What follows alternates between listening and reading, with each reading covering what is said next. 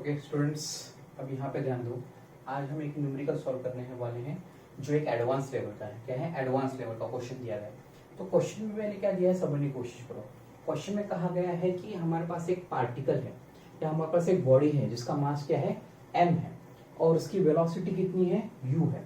वो बॉडी जाकर एक दूसरे बॉडी को स्ट्राइक हो रही है जिसका मास क्या है, सेम है, मतलब वो आइडेंटिकल बॉडी है। क्वेश्चन में कहा गया है वो जाके उसको स्ट्राइक हो रही है, किसको? एक आइडेंटिकल बॉडी को स्ट्राइक हो रही है फॉर टाइम t के लिए। किसके लिए? टाइम t के लिए। ठीक है। अब इसके बाद में इसमें कुछ कहा गया है कि force of contact F not increases linearly with time t by 4, remain constant further for time t by 2 and decreases to 0 in time t by 4. तो find out the value of F not. अब ये जो इतना part दिया है time का, अब मैं तुमको इसमें एक्सप्लेन करता हूँ और फिर उसमें से अपने को निकालना है F नॉट निकालना है। क्या निकालना है? देखो, F नॉट निकालना है। तो पहले इसको क्वेश्चन को समझने की कोशिश करो। ठीक है। क्वेश्चन में तुमको ये कहा गया है कि यहाँ पे मेरे पास एक बॉडी दी गई है, ठीक है, और यहाँ पे दूसरी मेरे पास एक आइडेंटिकल बॉडी है। कैसी बॉडी है? आइडेंटिकल बॉडी है, मतलब दोनों के मास क्या है, सेम है। ये बॉडी यहाँ से चल रही है इनिशियल वेलोसिटी u के साथ। इसके साथ इनिशियल वेलोसिटी u। अब ये बॉडी जाकर इस बॉडी को क्या कर रही है, स्ट्राइक कर रही है।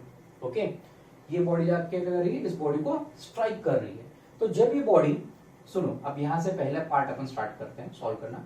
ये बॉडी इस बॉडी को जाके स्ट्राइक हो गई, मतलब फर्स्ट पॉइंट ऑफ कॉन्टेक्ट, मतलब जब इनका पॉइंट ऑफ कॉन्टेक्ट हो रहा है, मतलब इनका जो कॉन्टेक्ट हो रहा है, ये बॉडी का इस बॉडी के साथ कॉन्टेक्ट हो रहा है। ठीक है। तो उस टाइम में क्वेश्चन में क्या कहा गया है, the force of contact F not increases in time t by 4, मतलब जब ये बॉडी जाके बॉडी को स्ट्राइक हो गई, ठीक है, ये बॉडी इसके जाके स्ट्राइक हो गई, तो यहाँ पे क्या हो गया, एक फोर्स डेवलप हो गया। क्या डेवलप हो गया? फोर्स डेवलप हो गया। और कितने टाइम में डेवलप हुआ? वो टाइम डेवलप हुआ t by 4 में। कितने में डेवलप हुआ? t by 4। मीन्स यहाँ पे याद रखो, जब ये बॉडी इस बॉडी को जाके स्ट्राइक होगी कितने टाइम में, t by 4 में, वहां पे बॉडी का फोर्स इंक्रीज हो रहा है।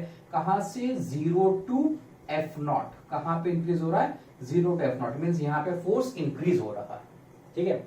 अब सेकेंड पॉइंट क्या बता रहा है कि remain constant for further time t2। अब ये बॉडी इसको जाके स्ट्राइक हो गई। स्ट्राइक होने के बाद एक सर्टेन पीरियड ऑफ टाइम, मतलब बोलेंगे एक शॉर्ट पीरियड ऑफ टाइम ये बॉडी इस बॉडी के कांटेक्ट में रहेगी। अरे रहेगी नहीं बोलो, मतलब ये बॉडी है, इसको स्ट्राइक कर दे, एक शॉर्ट पीरियड ऑफ टाइम ये बॉडी इस बॉडी के कांटेक्ट में रहेगी। ये मतलब अपना सेकंड पॉइंट इसमें जो दिया गया है। तो जब ये बॉडी इस बॉडी के कांटेक्ट में रहेगी for short period of time, वो शॉर्ट पीरियड ऑफ टाइम कितना बोला उसने? t by 2। F क्या बोला है उसने? कांस्टेंट, मतलब फोर्स में ना तो कोई इंक्रीज होगा ना तो कोई फोर्स में डिक्रीज होगा। ओके, ये पहले 3 पॉइंट समझ लिया ना, तो इस न्यूमेरिकल को सॉल्व करने में कोई भी मतलब बहुत कोई बड़ा बात नहीं है, वो तो सिंपल ऐसे सॉल्व हो जाएगा। बस ये 3 पॉइंट जिसको समझ में आके काम खत्म। ठीक है। और तीसरा पॉइंट क्या बता रहा है, देखो, तीसरा पॉइंट ये बता रहा है कि जब वो बॉडी सेपरेट हो रही है, कोलाइड होने के बाद वो सेपरेट होने लगेंगे, when they are getting separated, जो एक दूसरे से सेपरेट हो रहे हैं, तब भी टाइम कितना बोला उसने? t by 4। कितना बोला है? t by 4। और फोर्स क्या हो रहा है? Force is decreasing. फोर्स क्या हो रहा है? डिक्रीज हो रहा है। फोर्स डिक्रीज हो रहा है, F not to 0, force decrease हो रहा है। ये 3 पॉइंट इस पार्ट में एक्सप्लेन किए गए, मतलब यहां से ये तुमको इस पार्ट में एक्सप्लेन किया गया है। ठीक है। तो ये तो कुछ मतलब तुमको लिखने की जरूरत नहीं है, बस फॉर अंडरस्टैंडिंग पर्पस। अब इसके आगे जो मैं ग्राफ बनाऊंगा वहां से अपना न्यूमेरिकल स्टार्ट होगा। ये बस समझने के लिए मैंने बनाया है। ठीक है। कुछ बच्चों को पढ़ते ही उनको क्लिक हो जाता है कि भाई ऐसे दिया गया, कुछ को समझ में नहीं आता, इसलिए मैंने बनाया है। ओके, अब देखो इसके समय ग्राफ बनाता हूं और यहां से अपना हो जाएगा एग्जैक्ट न्यूमेरिकल स्टार्ट। तो पहले क्या कहा है, देखो मैं एक बनाता हूं ग्राफ फोर्स वर्सेस टाइम का। किसका? फोर्स वर्सेस टाइम का ग्राफ बनाता हूं। तो सुनो मेरी बात, पहले क्या बोला है? फोर्स कहां है? 0 से F नॉट बढ़ रहा है। क्या हो रहा है? 0 से F नॉट। कितने टाइम के लिए? मैं टाइम प्लॉट कर देता हूं। एक तो है t by 4, दूसरा कितना बोला इसने? t by 2। ठीक है। और ये टोटल टाइम कितना हो जाएगा? t। देखो तो मैं ऐड करके t by 4 plus t by 4 plus t by 2, total time कितना आता है? t। तो ये पूरा जो प्रोसेस हो रहा है वो कितने टाइम में हो रहा है? t टाइम में हो रहा है। तब यहाँ पे ध्यान दो, पहली केस में यहाँ पे फोर्स भी 0 होगा, टाइम भी 0 होगा, लेकिन इन टाइम t by 4 में फोर्स क्या हो गया? इंक्रीज हो गया। कहां तक पहुंच गया? F नॉट तक पहुंच गया। कहां से बोलो? 0 से। ठीक है। और कैसे इंक्रीज हुआ है? लीनियरली। क्वेश्चन में डायरेक्ट मेंशन किया गया है, फोर्स इंक्रीजेस लीनियरली। तो लीनियरली मतलब अपन ऐसे बोलेंगे कि ये फोर्स ऐसे इंक्रीज होगा। ओके, यहाँ पे फोर्स कितना हुआ तुम्हारा? F not. ओके, देखो समझ में आ रहा है कि देखो। ओके, अब देखो फिर उसने क्या बोला है? इन टाइम t2, मतलब टाइम t2 में फोर्स क्या रह रहा है? कांस्टेंट, मतलब फोर्स में कोई भी इंक्रीज नहीं है, कोई भी डिक्रीज नहीं, means the force will remain constant. तो यहां से इन टाइम t2 में मैं बोल सकता हूं कि भाई फोर्स मेरा कांस्टेंट है। ओके, तो ये भी बात सही हो गई। चल, अब उसके बाद में क्या बोला है, अब उसके बाद उसने ये बोला है कि f0 to 0, sorry in time t/4 में फोर्स क्या हो रहा है, फोर्स क्या हो रहा है, 0 हो रहा है। ठीक है, फोर्स क्या हो रहा है, 0, मतलब ये हो गया 0। देखो ये टाइम t/4 है, ये टाइम t/4 है, ये टाइम t/2 है, और टोटल टाइम कितना है t। ओके, तो ये ग्राफ तुम्हारा बनना चाहिए। ठीक है, मतलब ये तुमको एग्जाम में सॉल्व करने की जरूरत नहीं, बस तुमको क्वेश्चन ये देख लिया तो इमीडिएटली ग्राफ बनाना है। Are understanding? ओके, तो अब मैं इसको ये पॉइंट रफ कर देता हूँ, ये तो सिर्फ मैंने तुम्हारा अंडरस्टैंडिंग के लिए बनाया था। ठीक है,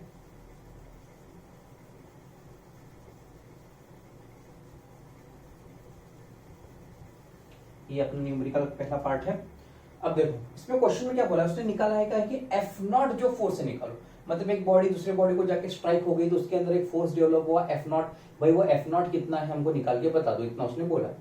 तो चलो अब इसके लिए बनाते हैं। देखो एक बॉडी दूसरे बॉडी को जाके स्ट्राइक हो रही है ना, तो मैं ऐसे बोल सकता हूँ that is change in momentum is equal to m into you.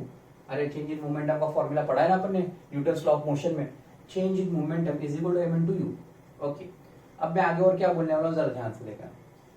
Can we say that change in momentum is equal to impulse? हाँ या ना, change in momentum is equal to impulse, ऐसे बोलते ना, change in momentum is equal to impulse. Impulse मतलब J से denote करते हैं, तो यहाँ पर मैं जे लिख सकता हूँ m इंटू यू। अच्छा बताओ इम्पल्स का फॉर्मूला क्या होता है? Impulse is nothing but force into time, ये भी पढ़ा है ना अपन ने, अरे बोलो हाँ या ना, आ रहा है ना समझ में? तो फोर्स इंटू टाइम।